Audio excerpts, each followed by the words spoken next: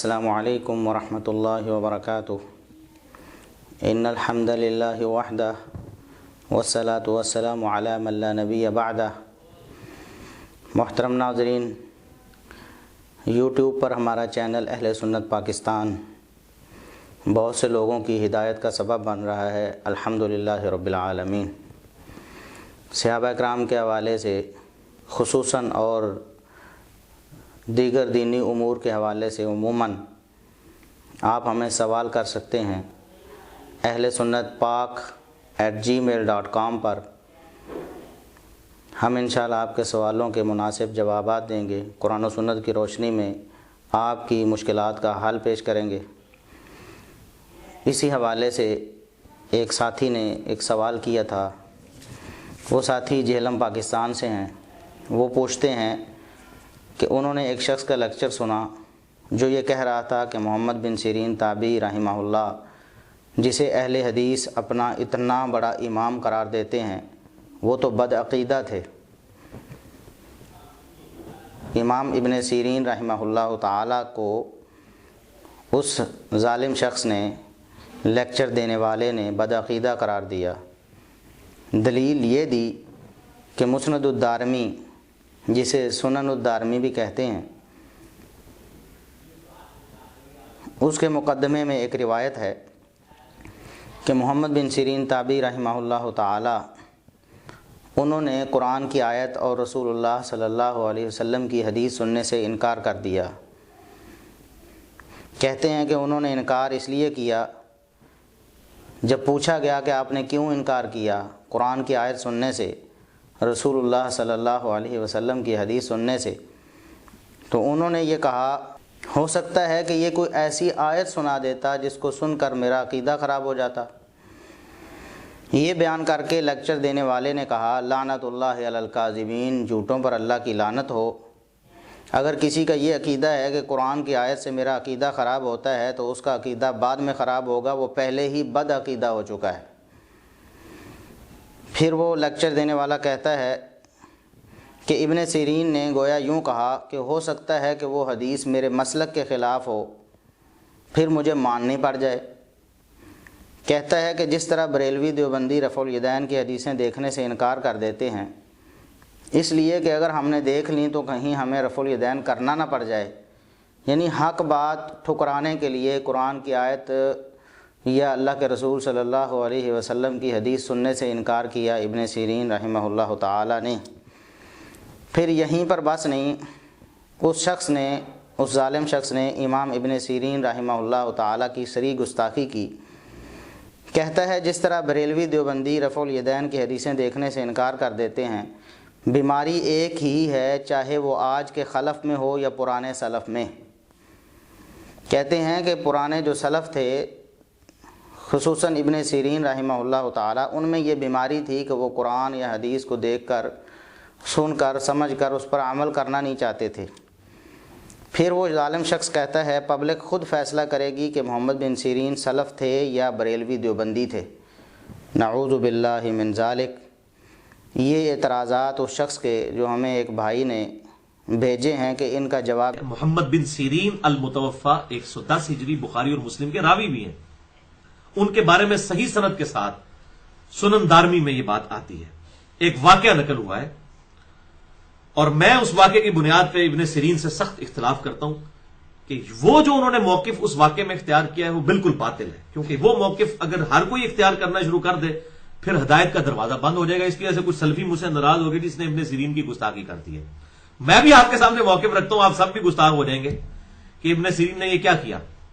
सुनन दारमी में मुकदमे में सही सनद के साथ ये बात मौजूद है कि इमाम इब्न सिरीन के पास कुछ लोग आए, उन्होंने कहा कि हम आपके सामने कुरान की आयत बयान करें। उन्होंने कहा मैं आयतें नहीं सुनता। उन्होंने कहा नबी सल्लल्लाहु अलैहि वसल्लम की अहादीस कुछ बयान करें। उन्होंने कहा मैं हदीस नहीं सुनता। जब वो उठ के चले गए तो उनके शागिर्दों ने कहा कि हजरत ये क्या, वो तो आपको कुरान की आयत सुना रहा था, अहादीस सुना रहा था, आपने सुनने से क्यों इनकार किया। ये देख लें, अब अहले हदीस, इनको इतना बड़ा इमाम उन्होंने डिक्लेयर किया हुआ है, तो ये तो बिल्कुल अहले हदीस के मनहज के खिलाफ उनकी बात थी ना। यहां भी हम बरेलवियों को, देवबंदियों को जब कुरान हदीस पेश करते हैं वो कहते हैं जी नहीं बुजुर्ग बाबे, تو ابن سیرین نے جواب دیا کہ میں نے اس سے آیت اس لیے نہیں سنی کہ یہ بد عقیدہ شخص تھا، یہ کوئی ایسی آیت بتا دیتا کہ اس سے میرا عقیدہ خراب ہو جاتا، لعنت اللہ علی الکاذبین، اگر کسی کا یہ عقیدہ ہے نا کہ قرآن کی آیت سے میرا عقیدہ خراب ہوتا ہے تو اس کا عقیدہ بعد میں خراب ہوگا، وہ پہلے ہی بد عقیدہ ہو چکا ہوا ہے، اگر کسی کا یہ عقیدہ ہے۔ یہ ہے کہ نہیں ایسا؟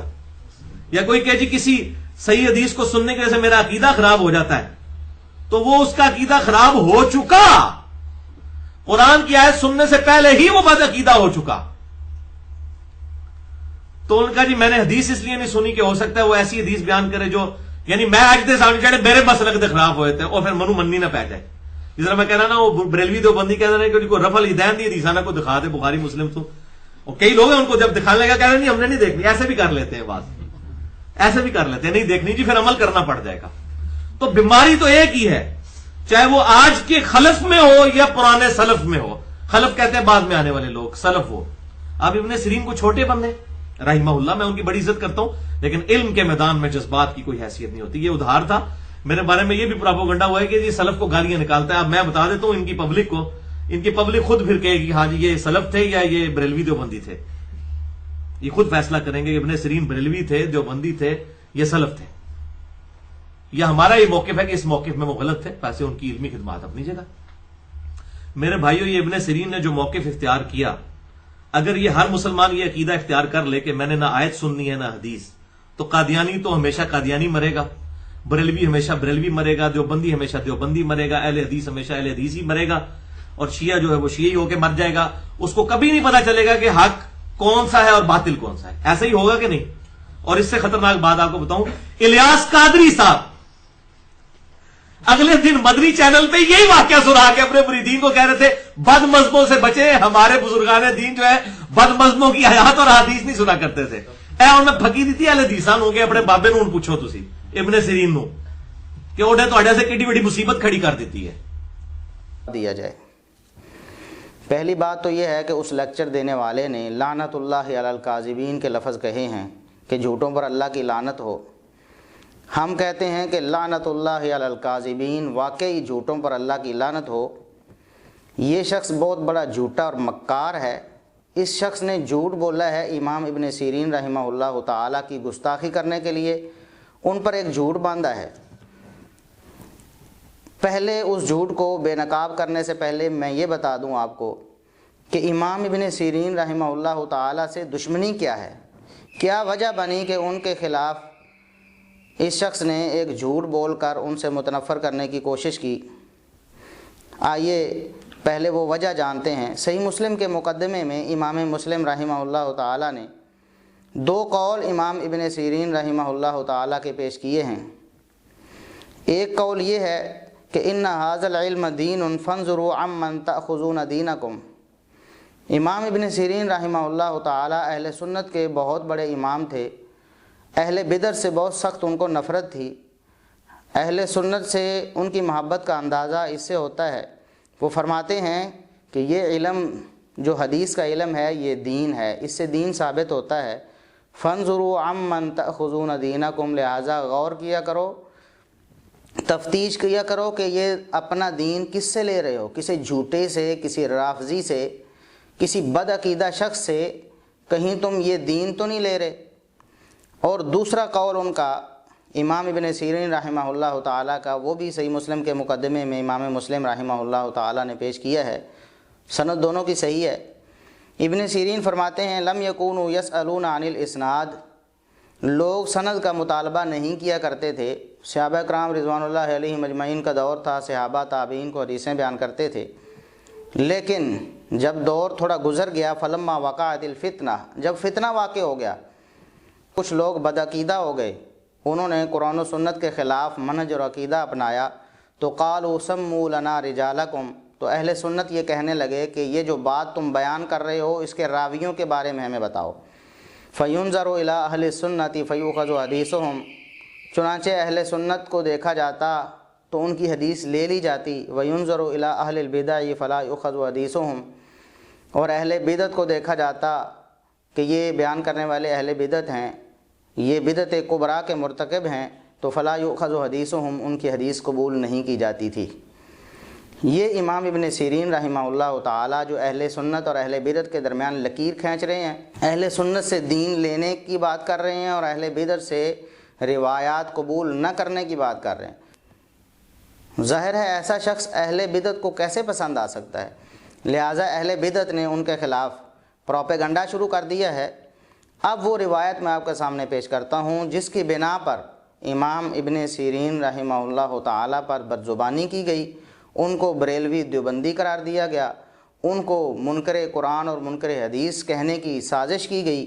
وہ روایت اس طرح ہے، امام دارمی رحمہ اللہ تعالی اپنی کتاب کے مقدمے میں یہ روایت پیش کرتے ہیں، کہتے ہیں اخبرنا سعید بن عامر عن اسماء بن عبید قال دخل رجلان من اصحاب الاہواء علی ابن سیرین، دو بدعتی شخص ابن سیرین رحمہ اللہ تعالی کے پاس آئے، فقال یا ابا بکر نحدثک بحدیث، انہوں نے کہا اے ابو بکر کنیت تھی امام ابن سیرین رحمہ اللہ تعالی کی، کہنے لگے ابو بکر نحدثک بحدیث، ہم تمہیں ایک حدیث سنانا چاہتے ہیں۔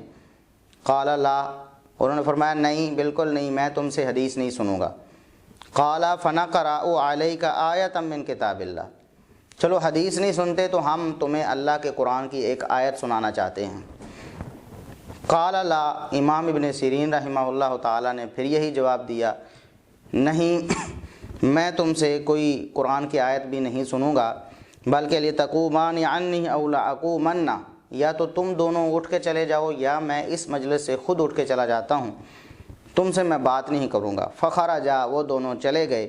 فقال بعض القوم یا ابا بکر، پھر کچھ لوگوں نے بعد میں پوچھا کہ ابو بکر یعنی ابن سیرین، وما کان علیک ان یقرأ علیک آیۃ من کتاب اللہ تعالی، آپ کو کیا حرج تھا، کیا مسئلہ تھا کہ آپ نے قرآن کی آیت نہیں سنی؟ وہ قرآن کی کوئی آیت ہی پڑھتا نا آپ کے سامنے، آپ نے سنی کیوں نہیں؟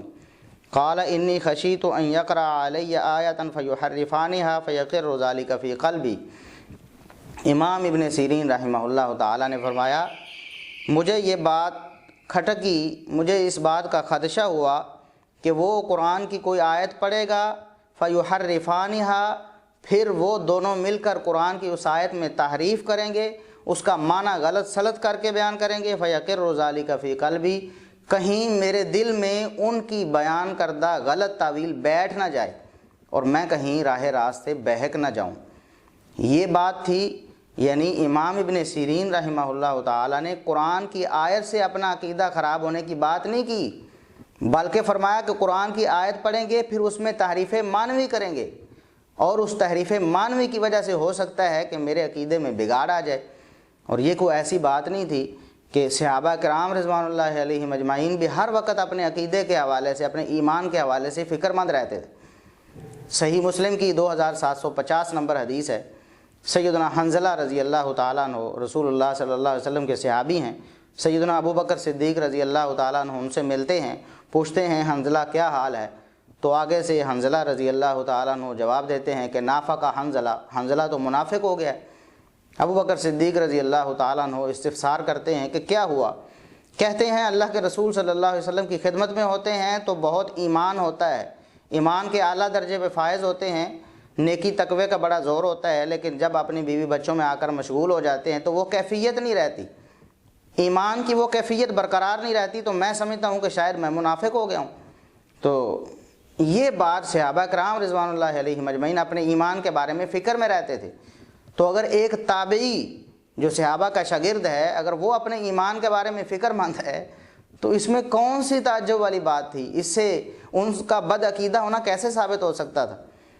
ویسے بھی امام ابن سیرین رحمہ اللہ تعالی نے ہو سکتا ہے یہ بات اپنے شاگردوں کے حوالے سے کی ہو، رشے سے اس کی بات نہ سنی ہو، قرآن کی آیت اس سے نہ سنی ہو کہ وہ قرآن کی آیت سنا کر پھر اس میں تعریف معنوی کرے گا اور میرے پاس بیٹھا ہوا کوئی شخص کہیں بہک نہ جائے۔ اس کی بہت ساری مثالیں ہیں، قرآن کریم میں اللہ تبارک و تعالیٰ فرماتے ہیں وَلَوْ أَشْرَكْتَ لَيَحْبَطَنَّ عَمَلُكَ، اے نبی اگر آپ شرک کریں گے تو آپ کے بھی عمل ضائع ہو جائیں گے۔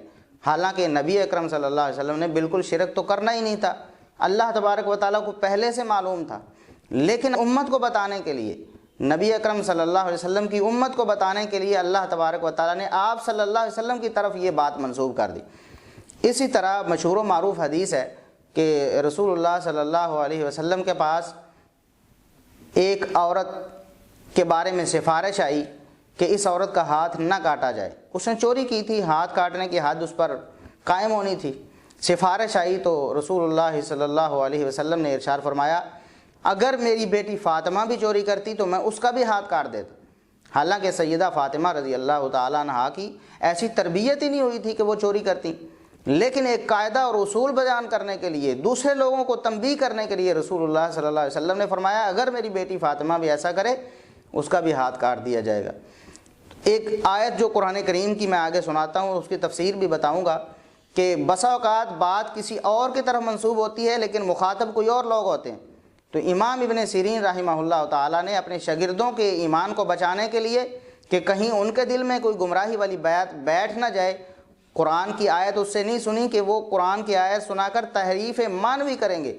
یہ الفاظ اس روایت میں موجود ہیں، لیکن اس ظالم شخص نے، اس جھوٹے دجال اور مکار نے وہ لفظ ہڑپ کر لیے اور عوام کو یہ سنایا کہ امام ابن سیرین قرآن کی آیت اس لیے نہیں سنتے تھے کہ میرا عقیدہ خراب ہو جائے. انا للہ و انا الیہ راجعون. امام ابن سیرین رحمہ اللہ تعالیٰ کے پاس جو شخص آئے تھے، دو شخص آئے تھے، وہ بدعتی لوگ تھے. جس طرح ہمارے دور میں کوئی قادیانی ہے، وہ ہمارے پاس آ جائے اور آ کر کہے کہ ہم تمہیں اپنی جو بدعت ہے ختم نبوت کے انکار پر قرآن کی کوئی آیت سنانا چاہتے ہیں، تو میں تو کہوں گا خبردار، قرآن کی کوئی آیت تم کیسے مجھے سنانا چاہتے ہو؟ قرآن کی کسی آیت میں تو تمہاری جو ختم نبوت کے انکار والی بدعت ہے اس کا کوئی ثبوت نہیں ہے.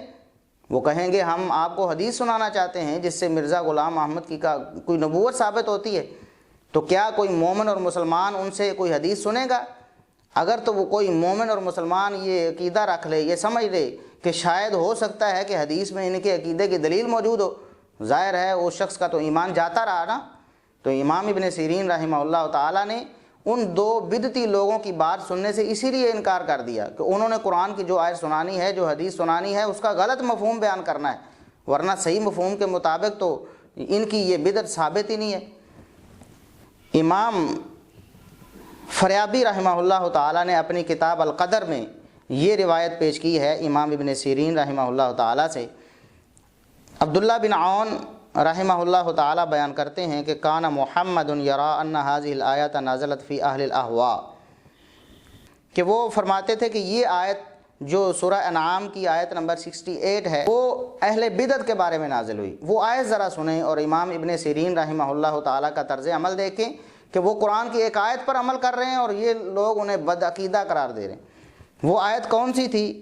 یہ امام فریابی رحمہ اللہ کی کتاب القدر کی یہ روایت نمبر 377 ہے کہ وَإِذَا رَأَيْتَ الَّذِينَ يَخُوضُونَ فِي آيَاتِنَا فَأَعْرِضْ عَنْهُمْ حَتَّى يَخُوضُوا فِي حَدِيثٍ غَيْرِهِ، کہ جب آپ ایسے لوگوں کو دیکھیں جو قرآنی آیات میں تحریف کر رہے ہوں تو فَأَعْرِضْ عَنْهُمْ، پھر ان سے آپ اعراض کر لیں، ان کی بات سننے سے گریز کریں، وہاں سے اٹھ کر چلے جائیں. اور آگے اللہ تبارک و تعالیٰ کا فرمان ہے وَإِمَّا يُنْسِيَنَّكَ الشَّيْطَانُ، اگر شیطان آپ کو بھلا دے، کبھی بھول کر آپ ایسے لوگوں کے پاس بیٹھ جائیں تو یاد آنے کے بعد فَلَا تَقْعُدْ بَعْدَ الذِّكْرَىٰ مَعَ الْقَوْمِ الظَّالِمِينَ، پھر ان ظالم لوگوں کے پاس آپ نے یاد آنے کے بعد کہ اللہ کا فرمان یہ ہے، ان کے پاس نہیں بیٹھنا. امام ابن سیرین رحمہ اللہ تعالیٰ فرماتے تھے کہ یہ آیت اہل بدعت کے بارے میں نازل ہوئی جو قرآن کی آیات میں تحریف معنوی کرتے ہیں، اس لیے ان لوگوں کے پاس بھی نہیں بیٹھنا. انہوں نے اسی لیے اس روایت میں فرمایا تھا کہ تم دونوں اٹھ کر چلے جاؤ یا میں اٹھ کر چلا جاتا ہوں، میں تمہاری بات نہیں سنوں گا کیونکہ تم قرآن کی آیات میں تعریف کرتے ہو. اب قرآن کریم کی یہ جو آیت ہے سورہ انعام کی آیت نمبر 68 ہے، اس کی تفسیر امام ابن کثیر رحمہ اللہ تعالیٰ جو بہت بڑے معروف سنی مفسر ہیں، وہ فرماتے ہیں والمراد بہذا کل فرد من احاد الامت اللہ یجلس مع المکذبین الذین یحرفون آیات اللہ ویضعونها علی غیر مواضعها. اس آیت سے ہر وہ شخص مخاطب ہے، ہر وہ شخص مراد ہے جو اس امت کا فرد ہے. محمد صلی اللہ علیہ وسلم کی امت میں سے جو شخص بھی ہے جو یہ دعویٰ کرتا ہے میں آپ کو ماننے والا ہوں، وہ اس آیت کا مخاطب ہے. اسے منع کیا گیا اللہ یجلس مع المکذبین کہ ان جھوٹے جھٹلانے والے لوگوں کے پاس نہ بیٹھے، الذین یحرفون آیات اللہ، جو قرآن کی آیات میں تحریف کرتے ہیں، ویضعونها علی غیر مواضعها، اور ان کو غلط جگہ فٹ کرنے کی کوشش کرتے ہیں، ان سے اپنی بدعت ثابت کرنے کی کوشش کرتے ہیں. تو قرآن کریم نے ایسے لوگوں کے پاس بیٹھنے سے منع کیا ہے جو لوگ قرآن کی آیات میں تحریف کرتے ہیں۔ تو اس قرآنی آیت پر عمل کرتے ہوئے امام ابن سیرین رحمہ اللہ تعالیٰ نے اگر یہ فرمایا ہے کہ میں تم سے قرآن کی آیت نہیں سنوں گا، اس لیے ہو سکتا ہے کہ تم بعد میں اس میں قرآن کی آیت پڑھ کر اس میں تحریف معنوی کرو اور میں یا میرے پاس بیٹھنے والا کوئی شخص گمراہ ہو جائے، تو اس میں کون سی بدعقیدگی ہے؟ کیا قرآن کی کسی آیت پر عمل کرنا یہ بدعقیدگی ہے؟ اللہ تبارک و تعالیٰ ان لوگوں کو یا تو ہدایت دے یا ان کو غارت کر دے۔ یہ لوگ سلف صالحین کے خلاف اتنی گندی زبان استعمال کرتے ہیں اپنی جہالت یا اپنی خیانت کی وجہ سے۔ یہ تو تھا امام ابن سیرین رحمہ اللہ تعالیٰ کی روایت کا اصل مفہوم۔ اب ائمہ دین کیا کہتے ہیں؟ ہم دیکھتے ہیں کہ یہ روایت ائمہ دین نے ہم تک پہنچائی ہے۔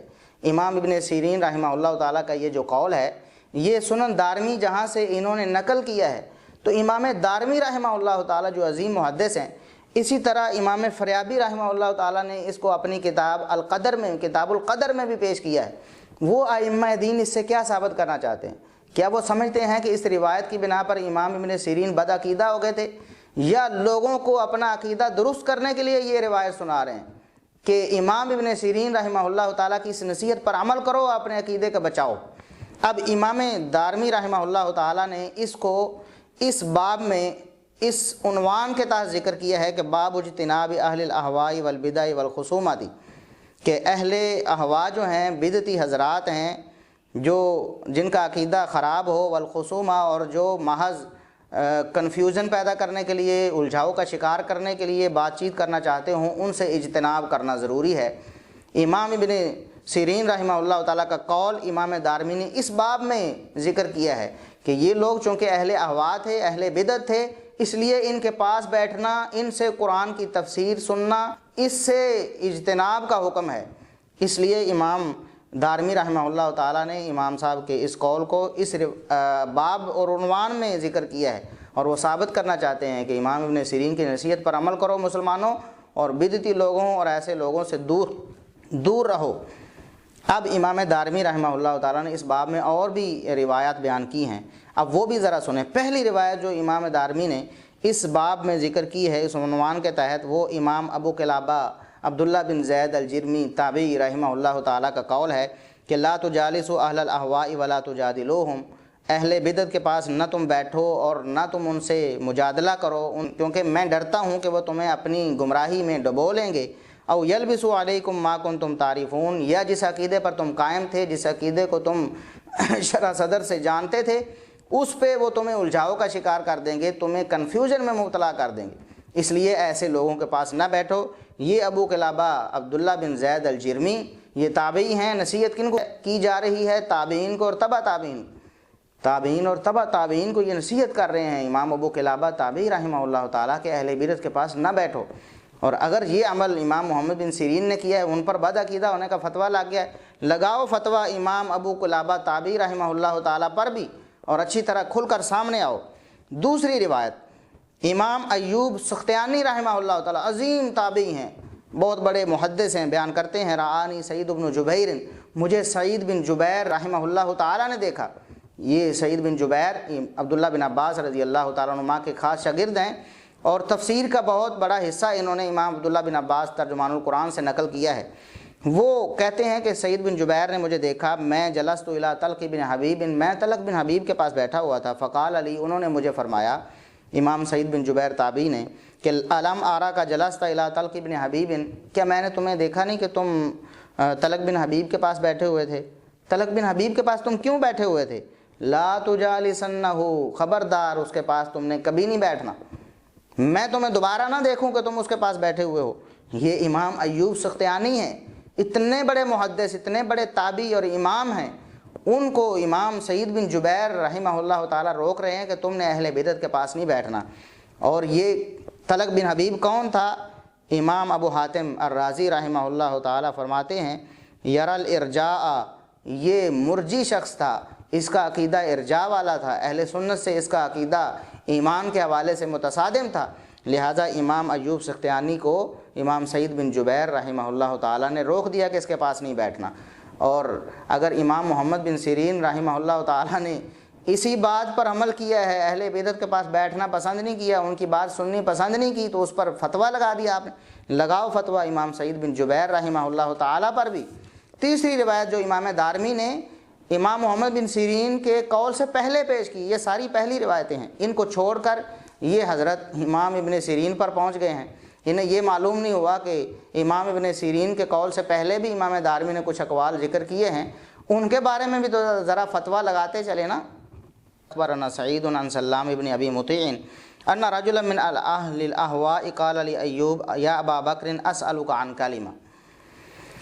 ایک بدعتی شخص نے امام ایوب سختیانی رحمہ اللہ تعالیٰ کو یہ کہا کہ ابو بکر اسألک عن کلمۃ، میں تم سے ایک لفظ پوچھنا چاہتا ہوں، ایک کلمے کے بارے میں سوال کرنا چاہتا ہوں، آپ مجھے بتائیں گے؟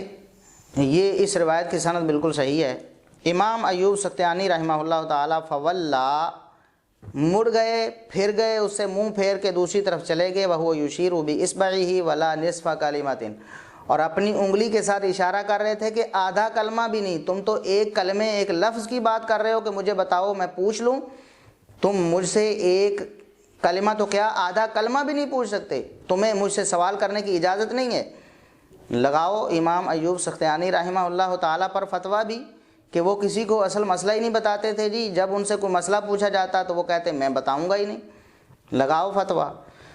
اب ذرا سیدنا عمر بن خطاب رضی اللہ تعالیٰ عنہ کا ایک واقعہ سنا کر ہم بات کو ختم کرتے ہیں، انشاءاللہ اس سے بات بالکل کھل کر سامنے آ جائے گی کہ صحابہ تابعین اور ائمہ دین کا کیا موقف تھا بدعتیوں کے بارے میں۔ فضائل الصحابہ امام احمد بن حنبل رحمہ اللہ تعالیٰ کی کتاب ہے، اس کی روایت نمبر 717 ہے، سند بالکل صحیح ہے۔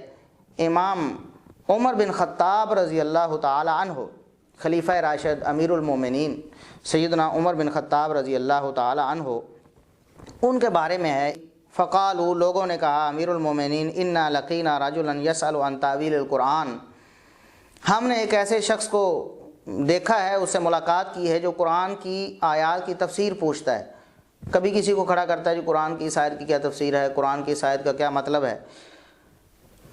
فقال، عمر بن خطاب رضی اللہ تعالیٰ عنہ فرمانے لگے، اللہم امکنی منہ، اے اللہ تو مجھے کسی دن اس پر قادر کر دے، اے اللہ کسی دن میرے اڑیکے چڑھ جائے ہو، کبھی میرے قابو میں آ جائے ذرا وہ شخص۔ قال فبین عمر ذات یوم جالس یغدی الناس، ایک دن سیدنا عمر رضی اللہ تعالیٰ عنہ بیٹھے ہوئے تھے، لوگوں کو ناشتہ کروا رہے تھے، اذ جاءہ علیہ ثیاب و عمامۃ، وہی شخص آ گیا، اس نے سر پہ پگڑی باندھی ہوئی ہے اور آ کر سیدنا عمر بن خطاب رضی اللہ تعالیٰ عنہ کی محفل میں بیٹھ جاتا ہے۔ فغداہ، عمر بن خطاب رضی اللہ تعالیٰ عنہ اس کو ناشتہ کروایا۔ ابھی ان کو معلوم نہیں تھا کہ یہ وہی شخص ہے جس کے بارے میں نے اللہ سے دعا کی ہے کہ یا اللہ کبھی میرے قابو آئے۔ ثم اذا فارغ قال یا امیر المومنین، جب وہ ناشتے سے فارغ ہوا تو کہنے لگا، امیر المومنین والزاریات ذروا فالحاملات وقرا، مجھے اس آیت کی تفسیر تو ذرا بتائیے۔ سورہ زاریات کی پہلی 2 آیات اس نے پڑھی۔ قال عمر انت ہوا، عمر رضی اللہ تعالیٰ عنہ فرماتے ہیں کیا تو وہی ہے جس کے بارے میں مجھے لوگوں نے بتایا تھا کہ تو قرآن کی بڑی آیات کی تفسیر پوچھتا ہے؟ فمال الیہ وحسر عن ذراعہ، جب انہیں یقین ہو گیا کہ یہ وہی شخص ہے، سیدنا عمر بن خطاب رضی اللہ تعالیٰ عنہ اس کی طرف لپ کے اپنے بازو اوپر چڑھا لے، آستینیں چڑھا لیں۔ فلم یزل یجلدہ حتی ساقطت امامتہ، عمر رضی اللہ تعالیٰ عنہ اس کو کوڑے مارتے رہے، اتنے کوڑے مارے کہ اس کی پگڑی زمین پر گر گئی۔ ثم قال واحملوہ حتی تقدموہ بلادہ، فرمایا اپنے ساتھیوں کو اس کو پکڑو اور اس کے علاقے میں جا کر اس کو پھینکا۔ فلم یزل وضیعا فی قومہ حتی ہلاک، راوی بیان کرتے ہیں وہ شخص اپنی قوم میں ذلیل ہو کر رہا یہاں تک کہ اسی ذلت رسوائی کی حالت میں مر گیا۔ وکان سید قومہ، حالانکہ وہ پہلے سیدنا عمر رضی اللہ تعالیٰ عنہ کے اڑیکے چڑھنے سے پہلے وہ اپنی قوم کا سردار تھا۔ تو اب کیا کوئی رافضی اگر کہہ دے کہ عمر بن خطاب رضی اللہ تعالیٰ عنہ ایسے تھے کہ کوئی شخص قرآن کی تفسیر پوچھتا تو اس کو کوڑے مارنے لگتے، کیا کوئی شخص سیدنا عمر رضی اللہ تعالیٰ عنہ کے بارے میں زبان درازی کر سکتا ہے؟ ظاہر ہے بدعتی شخص تھا، قرآن کی تفسیر اس لیے پوچھتا تھا کہ لوگوں کو الجھائے میں ڈالے، لوگوں کے سامنے پوچھ رہا ہے عمر بن خطاب رضی اللہ تعالیٰ عنہ سے قرآن کی تفسیر۔ جب عمر بن خطاب رضی اللہ تعالیٰ عنہ قرآن کی تفسیر بتاتے، وہ اور سوال کرتا اور سوال کرتا اور سوال کرتا، جو لوگ پاس بیٹھے ہوئے ہیں ان کے ذہنوں میں وہ خلش پیدا کرتا، ان کو الجھاؤ میں مبتلا کرتا، ان کے عقیدے اور منہج کو خراب کرنے کی کوشش کرتا۔ عمر بن خطاب رضی اللہ تعالیٰ عنہ سمجھ گئے اور فرمایا قرآن کی تفسیر پوچھتا ہے، ذرا میں تمہیں بتاتا ہوں۔ مار مار کر کوڑے اس کی پگڑی زمین پر گرا دی۔ اور یہ فضائل الصحابہ احمد بن حنبل رحمہ اللہ تعالیٰ کی کتاب سے صحیح سند کے ساتھ سیدنا عمر بن خطاب رضی اللہ تعالیٰ عنہ کا واقعہ آپ کے سامنے پیش کیا ہے۔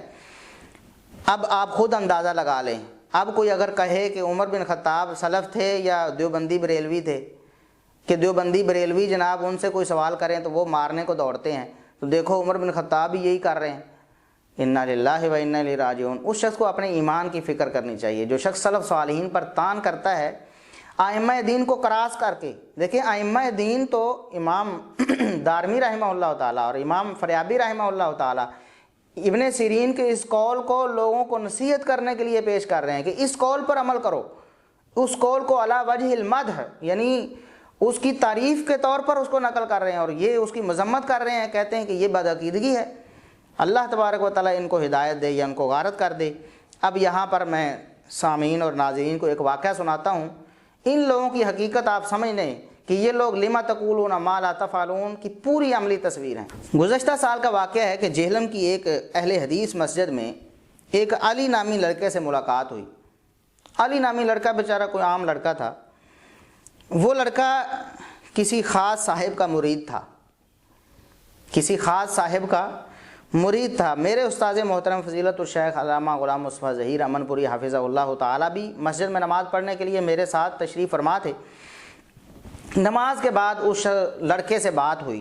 صحابہ کرام رضوان اللہ علیہم اجمعین کے بارے میں اس کے ذہن میں کچھ شکوک و شبہات تھے، تو استاذ محترم اور میں نے اس کو کچھ قرآن و سنت کے دلائل دیے اور بتایا کہ جس شخص کے تم لیکچر سنتے ہو، جس شخص کے تم پیچھے لگے ہوئے ہو اور صحابہ سے برزن ہو، وہ شخص قرآن و سنت کی نصوص کے مطابق وہ گمراہ ہے۔ اب اس لڑکے کو تو اپنے صاحب پر بڑا ناز تھا، اس نے فوراً فون اٹھایا اور پوچھنے کے لیے اس نے فون کیا۔ صاحب نے فون اٹھایا، اس نے کہا جی یہ حافظ ابو یحییٰ صاحب بیٹھے ہیں، آپ ان سے بات کریں۔ لڑکے کا ذہن یہ تھا کہ میرے جو صاحب ہیں، میرے جو لیکچرر ہیں، وہ حافظ صاحب کو چپ کروا دیں گے، وہ ایسی بات کریں گے حافظ صاحب کی بولتی بند ہو جائے گی۔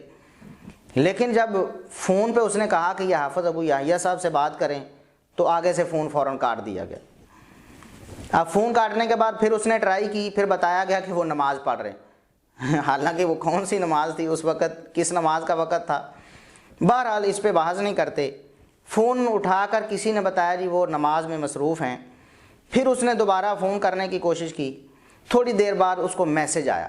جب میسج کی ٹیون بجی تو میں نے اسے مسجد میں بیٹھے ہوئے کہا کہ آپ مسجد میں بیٹھے ہوئے ہیں، ایمان سے آپ نے بتانا ہے کہ میسج کیا آیا ہے۔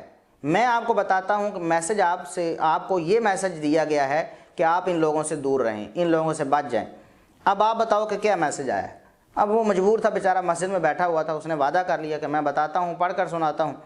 اس نے میسج یہ پڑھا کہ ان لوگوں کو کہیں میرے پاس لے کر نہ آ جانا۔ یہ حافظ ابو یحییٰ اور ان کے استاد جو ہیں علامہ غلام مصطفیٰ ظہیر امن پوری حافظہ اللہ تعالیٰ، ان کو کہیں میرے پاس لے کر نہ آ جانا، اور میں تمہیں یہ نصیحت کرتا ہوں کہ ان سے دور رہو، ان سے بچ جاؤ۔ یہ وہ لوگ ہیں دوسروں کو نصیحت کرتے ہیں۔ ہم نے اسے قرآن و سنت کی تبلیغ کی تھی، قرآن کی آیات سنائی تھیں، اللہ کے رسول صلی اللہ علیہ وسلم کی احادیث پڑھ کر انہیں اس کے سامنے پیش کی تھیں۔